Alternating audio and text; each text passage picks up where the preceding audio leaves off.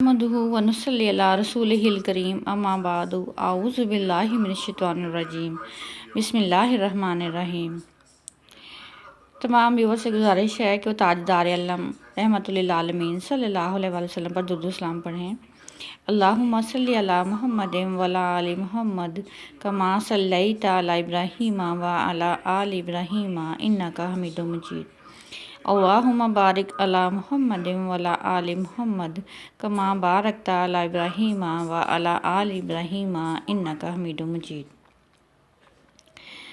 आज के लेक्चर में हम ये जानने की कोशिश करेंगे कि अल्लाह ताला का वजूद कैसा है और ये कि अल्लाह ताला के साथ ताल्लुक़ मज़बूत कैसे किया जा सकता है। इसके बारे में मुख्तलिफ़ आरा हैं।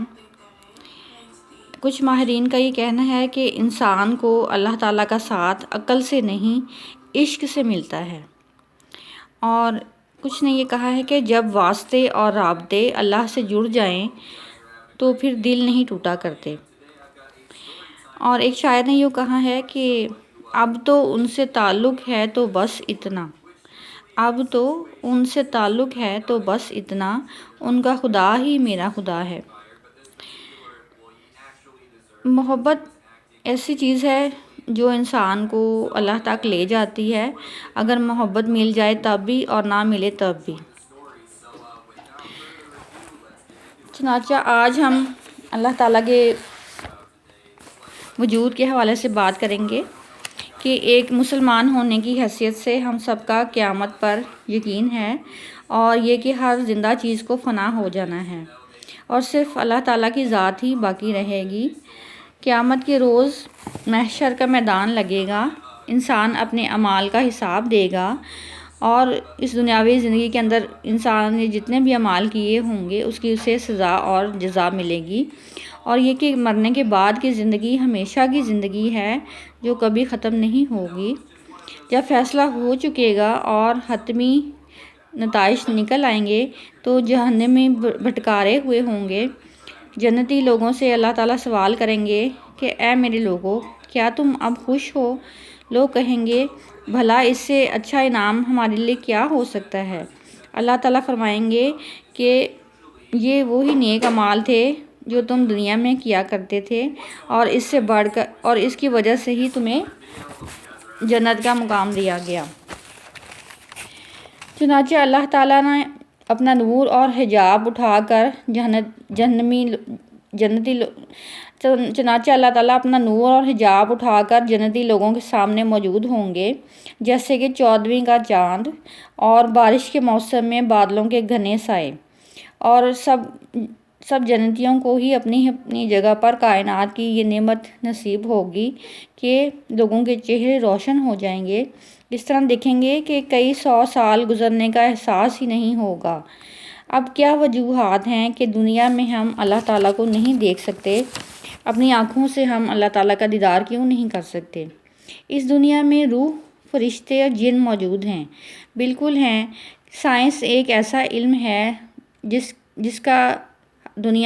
जिसमें कि दुनिया का हर फ़िरका उस पर यकीन रखता है। आज साइंस ये बताती है कि नाग मखसूस हद तक चीज़ों को सूंघ सकता है, आंखें मखसूस हद तक देख सकती हैं, मखसूस फ्रीक्वेंसी से ज़्यादा और कम आवाज़ें नहीं सुन सकते। कई जानवरों की देखने और सुनने की सलाहियत इंसानों से ज़्यादा होती है, और इसलिए वो जिन्नात को देख सकते हैं और महसूस भी कर सकते हैं। हाई फ्रीक्वेंसी वेव्स मसलन रेडियो वेव्स, माइक्रोवेव्स हैं जिनको कि हम देख नहीं सकते। मसलन हमारे मोबाइल फ़ोन और इंफ्रास टेक्नोलॉजी इसके अंदर मौजूद होती हैं। हर जगह लो फ्रीक्वेंसी वेव्स जैसे कि ultra violet rays, x rays और गैमा रेज़ भी हमारे इर्द गिर्द मौजूद हैं, और इनको हम ऑब्ज़र्व कर सकते हैं लेकिन देख नहीं पाते। चनाचा ग्रेविटी और माइक्रोस्कोप से भी वो चीज़ें नज़र नहीं आती। इसके अलावा कायनात में मौजूद एंटीमीटर وجود رکھتی ہیں لیکن انسان انہیں دیکھ نہیں پاتے۔ جسم ٹائم اور اسپیس میں قید ہے، ہم مخصوص علم کے لیے قید کر دیے گئے ہیں۔ اس کے علاوہ ہم یہ جاننے کی کوشش کریں گے کہ روح کیا ہے، جنات کیا ہیں اور آخرت کا وجود کیا ہے، جنت اور جہنم کا وجود کیا ہے۔ اللہ تعالیٰ کو دیکھنے کے لیے جسم کی ضرورت ہے، ٹائم اور اسپیس سے آزاد ہونا ضروری ہے۔ یہودیوں کی مخصوص مقدس کتاب تورات کے اندر یہ بیان ہے کہ انسان کو اللہ تعالیٰ نے اپنی شکل پر پیدا کیا۔ بائبل میں حوالہ ہے، قرآن پاک میں ان تمام دعووں کو یہ کہہ کر جھٹلا دیا گیا ہے کہ اللہ تعالیٰ کی مثال موجود ہی نہیں ہے، تصور بنانا ممکن ہی نہیں ہے، یہ راز قیامت کے روز ہی ظاہر ہوگا۔ اس کی مثال ہے کہ آپ کمرے میں قید ہیں، کھڑکی بھی نہیں ہے۔ اگر آپ باہر کی دنیا کو دیکھنا چاہتے ہیں، یہ دنیا ایک کمرہ ہے اور باہر ایک آخرت کا مقام ہے۔ جسم کو ٹائم اور اسپیس سے آزاد ہونا پڑے گا۔ اگر انسان سورج کو بھی کچھ سیکنڈ کے لیے دیکھے تو اس کی آنکھوں کی پتلیوں کو وہ جلا سکتا ہے۔ اسی طرح سے جو ستارے ہیں انہیں بھی ایک بڑا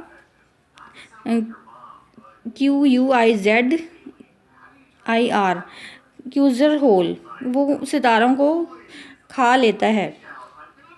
اسی طرح سے یہ ستارے بڑھتے ہیں اور کم ہوتے ہیں، ان کی روشنی کم ہوتی ہے، تیز ہوتی ہے، اتنی تیز ہوتی ہے کہ اگر کئی گلیکسیز کی روشنی کو ایک ساتھ ملا دیا جائے تو اس سنگل کی روشنی سب سے زیادہ تیز ہوگی۔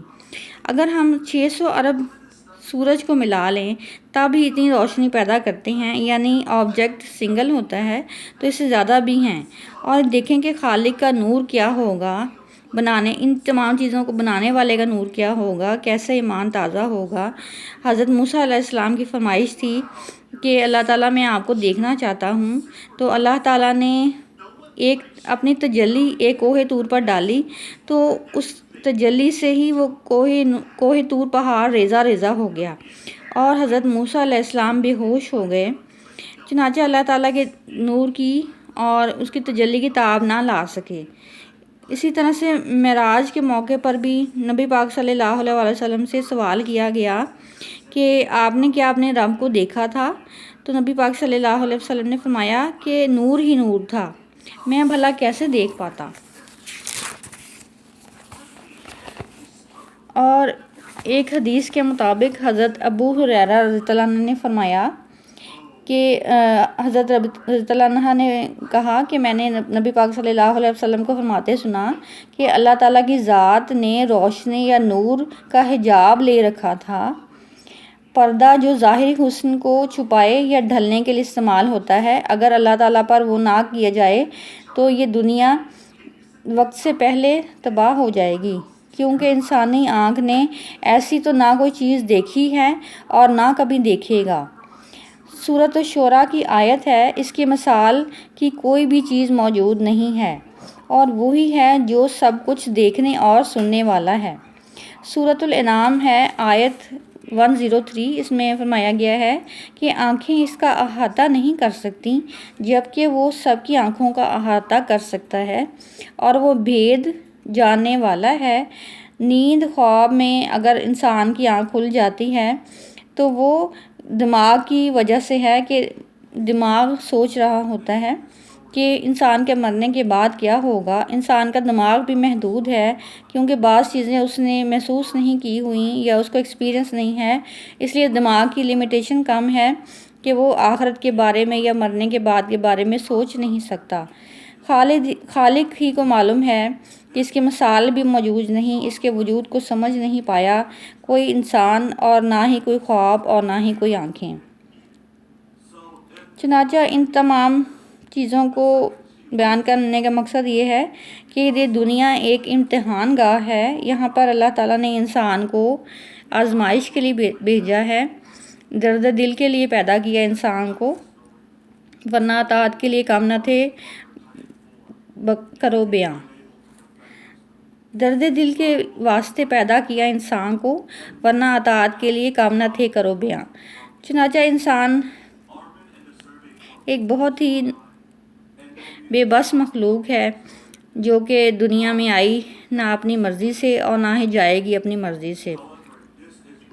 جیسے کہ میر نے فرمایا ہے، میر ایک شاعر گزرے ہیں، انہوں نے فرمایا ہے کہ کہیں کیا کوئی جو پوچھے ہم سے میر، کہیں کیا کوئی جو پوچھے ہم سے میر، جہاں میں تم آئے تھے کیا کر چلے. انسان کو اپنی زندگی کا محاسبہ کرنا چاہیے اور اپنے گرد و پیش کی چیزوں سے سیکھنا چاہیے کہ آیا ہم اللہ تعالیٰ کی عبادت میں کتنا وقت صرف کر رہے ہیں، نیز یہ کہ اللہ تعالیٰ کے بتائے ہوئے احکامات پر کس حد تک عمل کر رہے ہیں. وآخر دعوانا ان الحمد للہ رب العالمین.